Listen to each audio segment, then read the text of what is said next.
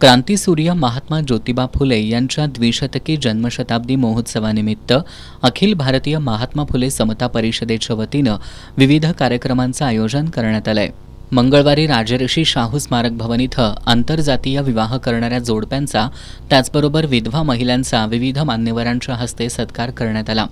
या कार्यक्रमाला उद्योजक अण्णासाहेब चकोते, जिल्हा परिषद समाज कल्याण सभापती श्रद्धा गायकवाड, समाज कल्याण सहाय्यक आयुक्त सचिन साळे, ॲडव्होकेट चंद्रकांत माळी आदींची प्रमुख उपस्थिती होती।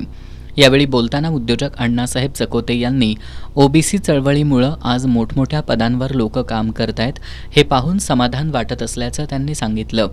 ओबीसी चळवळ आणि आरक्षणाच्या माध्यमातून गोरगरिबांना नोकरी आणि सत्तेच्या केंद्रस्थानी जाण्याची संधी मिळाली आहे। महात्मा फुले यांच्याविषयी बोलताना त्यांनी मागास समाजासाठी, त्यांच्या उन्नतीसाठी, त्यांच्या शिक्षणासाठी संपूर्ण आयुष्यभर कार्य केल्याचं सांगून त्यांच्या या कार्याची दखल घेऊन त्यांना भारत सरकारनं भारतरत्न पुरस्कारानं सन्मानित करावं अशी मागणी केली।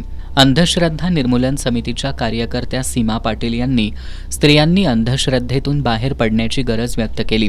तसंच महापुरुषांचा विचार जीवनात अंगीकारण्याचं आवाहन केलं। फुले शाहू आंबेडकर या विचारानं पुढे गेलो तर खऱ्या अर्थानं समता प्रस्थापित होईल असं त्यांनी सांगितलं। या प्रसंगी अनेकांनी आपली मनोगत व्यक्त केली। यावेळी महात्मा फुले समता परिषदेचे प्रदेश प्रवक्ते संतोष विरकर, डॉक्टर रवींद्र मोरे, अनिल मोरे, सुनील मेटे, बाबासाहेब बागडी, दादासो चोपडे, संदीप कांबळे, हुसेन मुल्ला, शीतल तिवडे, राणी गायकवाड, स्वाती काळे, ज्ञानेश्वर सुतार, सारिका वरणे, इब्राहिम मोमीन, मोहन कांबळे, जयसिंग तनंगे आदींसह सर्व सदस्य, पदाधिकारी, कार्यकर्ते मोठ्या संख्येनं उपस्थित होते।